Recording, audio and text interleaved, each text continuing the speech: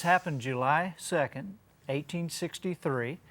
And on the afternoon of July 2nd, this man, a 34-year-old school teacher, was told, whatever you do, you can't leave this position. Placed 3/4 of the way up a hill. Now, at this point, he wasn't a colonel in the Union Army. I mean, he wasn't a school teacher, he was a colonel in the Union Army. He wasn't a colonel because he knew anything about battle tactics. He was a colonel because he was the first guy from his hometown to volunteer. Right? First guy in the recruiting office. They were like, oh, thank God we have a colonel. Next two guys through are majors. I mean, that's pretty much how it went. But he was told, whatever you do, you can't leave here. They said, the enemy will try to breach our line through you, and if they come through you, they'll gain the high ground. They'll come down on all of us from behind and wipe us out. They said, you are the extreme left edge of this line of 80,000 men that runs into this town over here called Gettysburg. So they spent the entire morning and early afternoon laying up a rock wall. It's about thigh high, 110 yards long. Flat rocks and big stone right in the middle of it. And 2:30 in the afternoon, the 15th and 47th Alabama charged up that wall. Chamberlain and his men of the 20th Maine pushed them back. They charged again. On the fourth charge, Chamberlain took a bullet, dead center, right in the belt buckle. Knocked him down. He realized he wasn't hurt, got back up, kept fighting again, pushed him back down.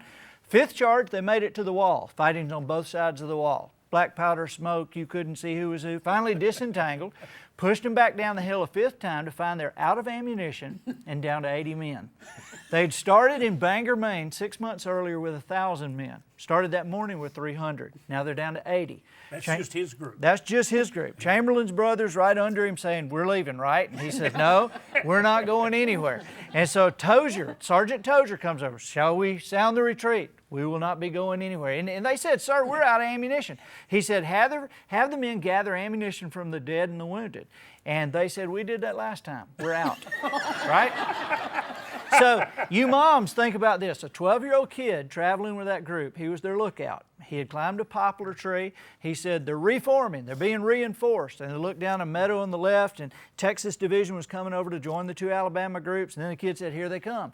Up the hill they come, firing their weapons, stopping behind trees to reload. His brother's right under him saying, do something, say something. They're right here, you know. And Chamberlain said, fix bayonets. They looked at him like he was nuts, and he yelled it again, fix bayonets. And up and down the line, you could hear the steel on the steel as these guys laid their knives on their empty weapons. Then he turned to Tozier and said, have the men execute a great right wheel. Swing the left first, do it now. Lieutenant Melcher had just walked up. He's a flag bearer. He said to Tozier, he said, what's a great right wheel? Tozier said, it's a charge. This crazy man's fixing to charge.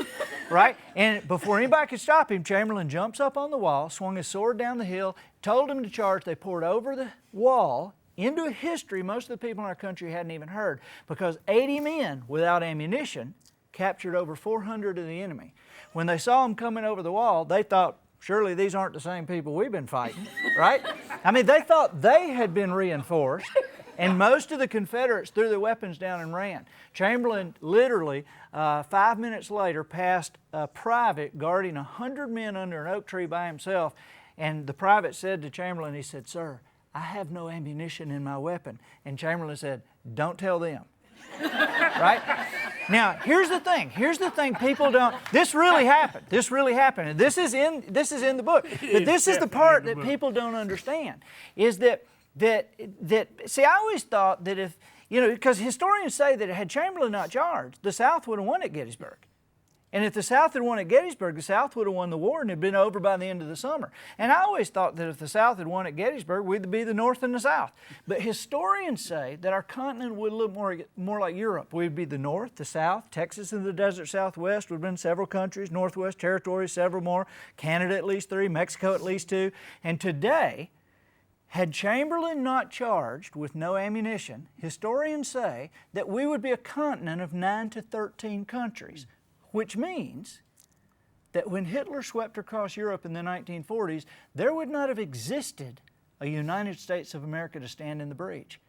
When Hirohito systematically invaded the islands of the South Pacific, there wouldn't have been a united anything, much less a country big enough, strong enough, powerful enough, wealthy enough, able to fight and win 2 wars on 2 fronts for the protection of the rest of the world.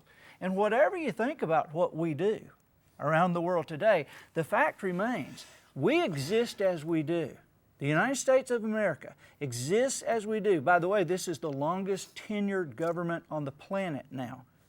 Did you know this? There are countries older than us, but as far as one continuous form of government, we are the longest, or the last, depending on how you look at it. And we exist as we do because of one 34-year-old school teacher and one move he made 150 years ago. This is the butterfly effect, and you are no less an example of the butterfly effect than Chamberlain was. Everything you do matters.